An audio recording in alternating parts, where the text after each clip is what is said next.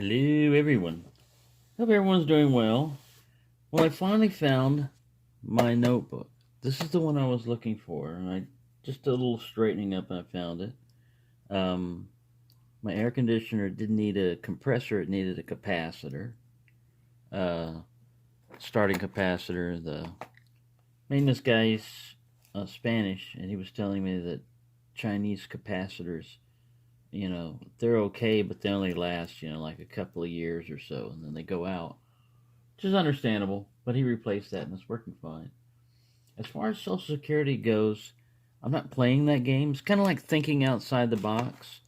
I didn't even call him today. I'm not going to call him. I gave him a chance one day. I'm not going to let the time limit or any of the other crap stress me out. That's another thing about thinking outside the box. It's also kind of like thinking differently about things. Like if you're a cat, just going about your own business, and you're a happy-go-lucky cat. You like everybody. You try to see the good in every person. And we gotta get. I don't know where. Oh yeah, here he is.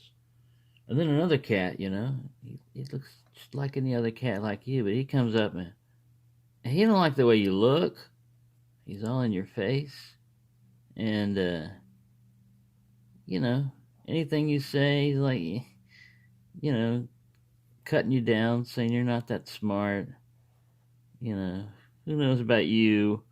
That type of stuff. Well, if you're a normal cat, like a normal male cat, you can take offense, especially like getting that close to me. You can puff up, tail's gonna get high, you know, and a lot of that's instinct and from fighting and everything. You don't have to get that way. I mean, you can say, "Hey, man, I'm a mirror. Uh, I look just like you. I'm the same as you. You got a problem with me? You got a problem with yourself, buddy." Get inside that guy's head. Then all of a sudden he's like, "Oh, I don't know." Yeah, if he's got any intelligence at all, he may think about that. But if he's not, he's going to be on the basic level and want to fight. You can deal with that. But I mean, I don't know why I'm going to get into this cat issue, but it's just kind of like any other stress in life. You can let things get to you, or sometimes things that get to you because you've let them. You think that that's the situation going on. Say, for example, now this didn't happen, but say, for example, I've been going off on Social Security, every time I'm leaving this message, and I can never get a hold of the guy, and he's not getting back with me, and I'm going crazy. This didn't happen, but what if I gave him the wrong phone number? And so you keep going crazy, and this guy, now he's never in his office, for various reasons or whatever. Maybe he's got irritable bowel syndrome or something. But you're thinking that this guy's jacking with you, he's causing problems. And in reality, that's not what's going on at all. Um, you're not doing. It's not my case. I've confirmed that I'm giving him the right stuff, and by now this guy's body has smelled enough, that the flies have been attracted and carrion and odors and everything, and even people in adjacent offices should notice that he's dead by now. But eventually they'll replace him and get another employee in there.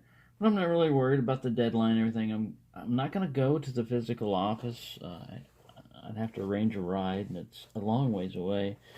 And I don't want to go to Dallas and all that crap. So, yeah, I'm gonna deal with it my own way somehow, But I'm not letting it bother me. It's basically what I said. And the air conditioner got fixed. So, like I said, all these problems are usually transitory. But what I wanted to get around to on this notebook that I lost was I've got a lot of people's addresses that I've either received packages or exchanged packages from. Some of them have been like contests and stuff like that that I won. And so that's what I would have lost in this little notebook. And yeah, I should make, copies of all that other stuff. Um, but I've got another separate little notebook I've got right here that they gave away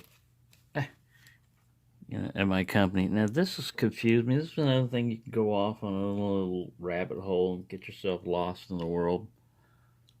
That's not my employee number. That's not my department number. That number, is like, what is that from? One of those kind of things, the mystery may never be solved. And you can go crazy trying to figure out crap like that. And I'm already crazy, so I don't need to go any further. Let's see. But that's all I wanted to say on that, as far as like situations and stress and everything. And lock picking helps.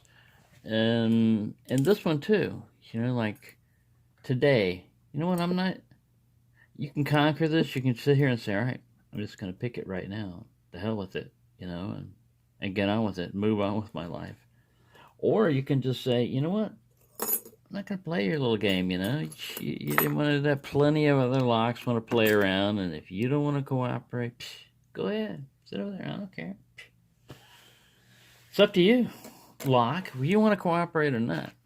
Me, I'm ready to pick a lock, but um, I wanted to show you this U-Haul Abus.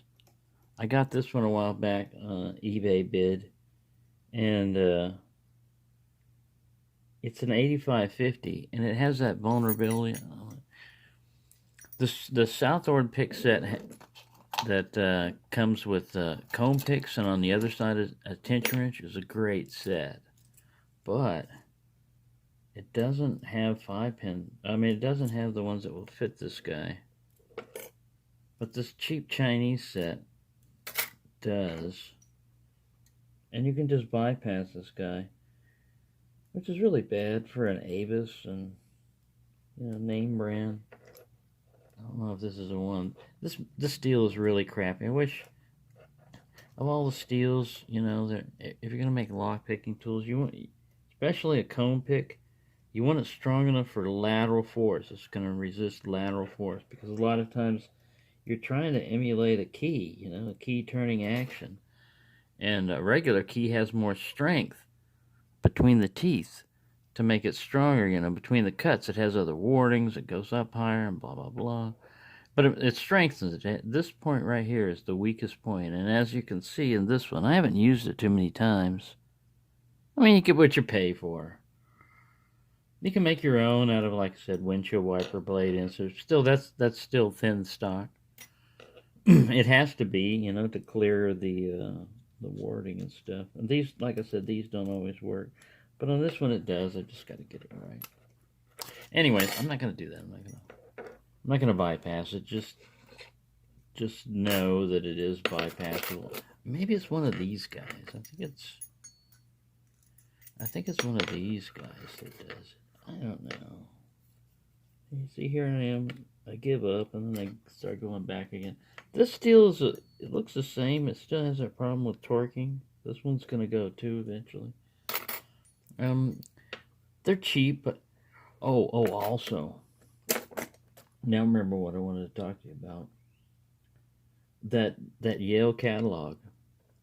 The eBay lister had put up there that catalog.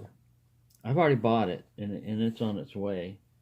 But if things go through the way I want it to, I may get another one of a different year from the same seller. And that one is in much better shape. And I think the year is 1921. So between 1912 and 1921, I'm sure a lot happened in the Yale company, of locks and everything. Because it's going to be good if I can get both of them to see what it is, and that comes to the price of books and stuff like these. There's not going to be a whole lot of competition against that particular one, because it's kind of an esoteric, obscure. Us lock people, we want to go, oh, cool, especially if it's one of your favorite lock companies, and everything to collect and everything.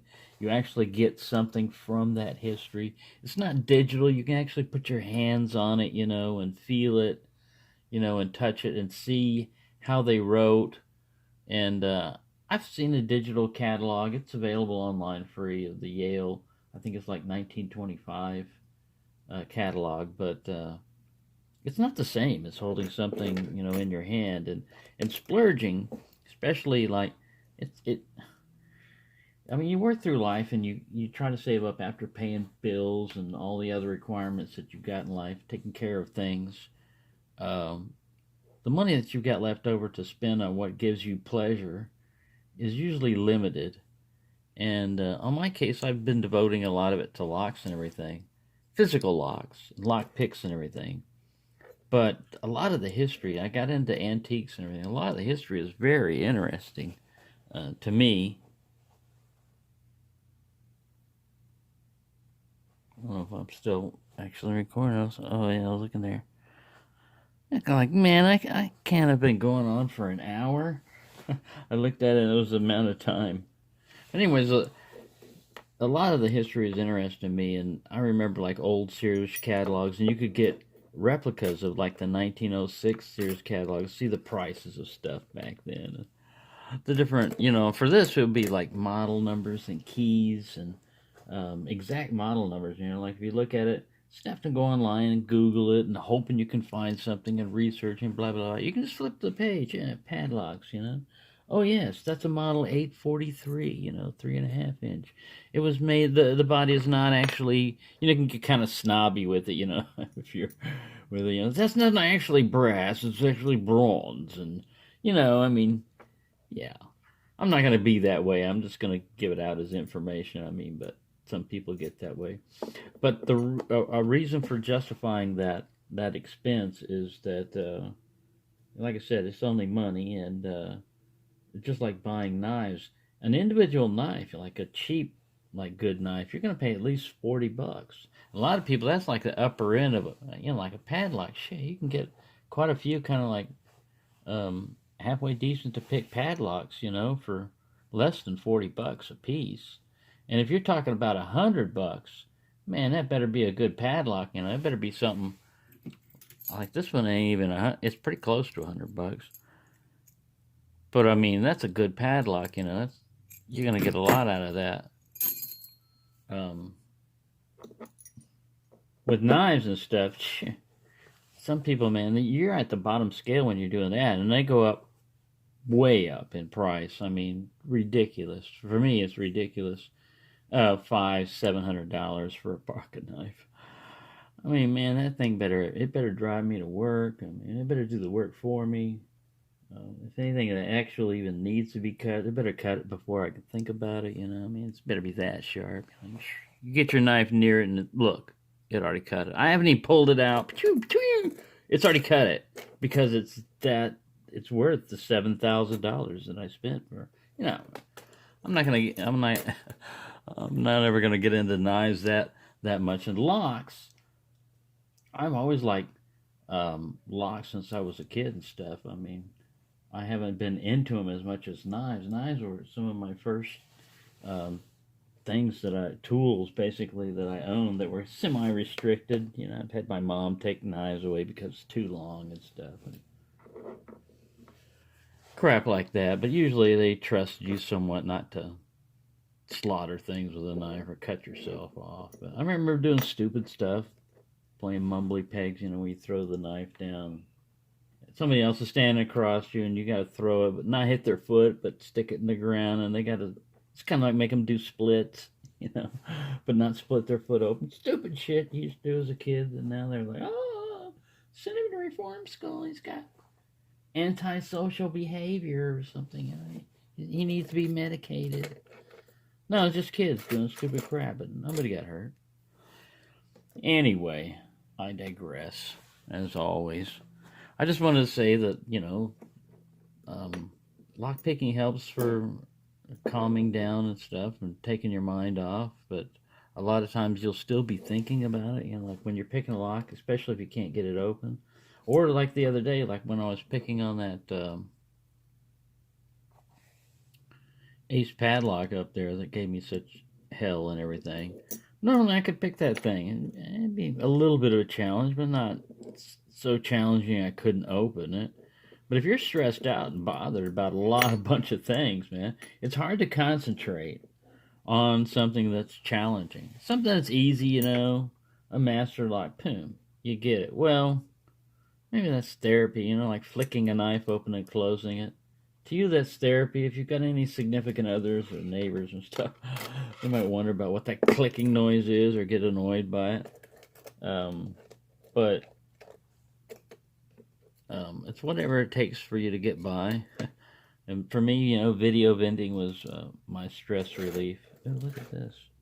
I just found out that this little screw right here, which is a Torx head, is non-magnetic. I don't think it's titanium. And that makes me wonder where it came from, because I didn't take it off of any of my... I might have a knife handle that's got a missing Torx head, so... I'll talk to you later. There was just a little ramble I had to put up there about... and packages and stuff like that, I'm limited in funds on the number of package shipments I can do. And the majority of people on my list are all overseas. And I will send them to you. And a lot of these, some of them, they don't even know that packages are coming and stuff. And other ones know about it, like Black Dolphin 90 and Shua. Yours, Black Dolphin, is already wrapped up. And in this thing, I just got to wait for the cash. And Shua, I'm going to get your stuff completely together, because I've got an Ace padlock, but I want to get a new one in the package and stuff, so you can do out of package pick and everything. So I got that going. And then I've got other packages. Murloc, I've got yours all, gathered up and everything, and gathering up. I haven't got it wrapped up. So, yeah, I've got, like I said, I've got quite a few, and if it really gobbles up on shipping. You can do 4, usually 3 or 4 U.S. Small flat rate shipments for the price of 1 European postage shipment. I mean, that's just the way it goes. That's what they charge us. So I'm going to go hunt down where this guy came from. He sure does look like a knife scale Torx head screw that belongs to some knife that I've got. So, thank you for watching, and happy picking, everyone.